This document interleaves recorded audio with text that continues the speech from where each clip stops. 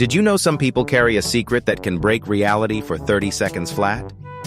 Marcus Chen discovered his gift on a Tuesday mid-meeting when a single sneeze sent his entire boardroom into fluent Swahili. His boss pitched a merger in perfect Zulu. The accountant wept in Mandarin. Nobody remembered a thing after. Marcus became obsessed with prevention. Pepper-free diet, surgical masks, antihistamines by the fistful. Then came the airport. One rogue tickle, one catastrophic sneeze. Gate 14 erupted. Security guards barked orders in Icelandic. A grandmother announced her departure in Farsi. A toddler negotiated for crackers in flawless Portuguese.